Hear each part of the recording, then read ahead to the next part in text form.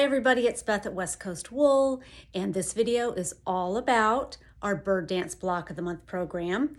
This month we're going to be working on blocks 19, 20, and 21. We're going to be stitching some avocado birds, so let's go over to the workstation and I'll show you what's in your kit. This is block number 19. Let's take a look at this bird, avocado green. And you're going to do a little bit of stitching here in the background. The instructions said to back stitch. I did a running stitch and I have no idea why, so you can do what you like. And if you want to do some stitching inside this little wing, you can. I didn't, but I may go back and do that. Also, you're going to be stitching some little elements inside here, a whipped woven circle. I may go back later and do a back stitch or something in the background close to this circle. So this is the first one.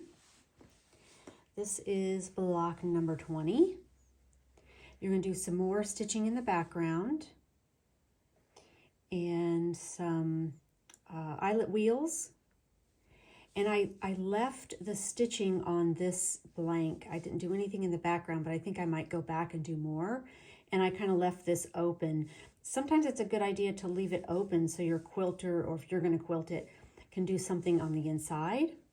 You are going to be using your razzle to make a lot of drizzle stitches. Don't fear the drizzle stitches with the razzle. Okay. And this is block 21. You're going to get a piece of this vintage velvet ribbon. One thing to keep in mind when you're stitching this in place, you want to stitch it close together. Your stitches need to be really close together, because when I stitched it down the first time, I didn't stitch it close together and it kind of looked bumpy. So I went back and stitched it over again. So I think it looks much better. So you're going to get a little bit of that. You're going to do some bullion roses here.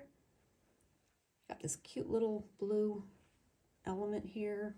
I didn't do anything in the bottom here. I just decided to leave it blank. So I might go back and do something else, maybe something along the edge here.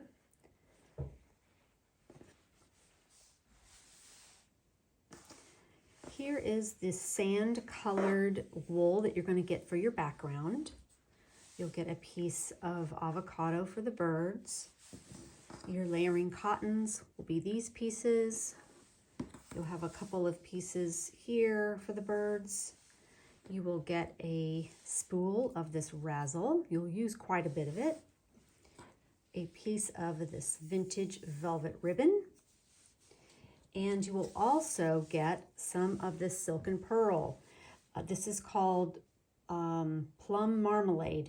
And I don't think she has it on her website anymore, but I asked her to dye the color for me. It is gorgeous and it's fun to stitch with, so you'll have that in your kit.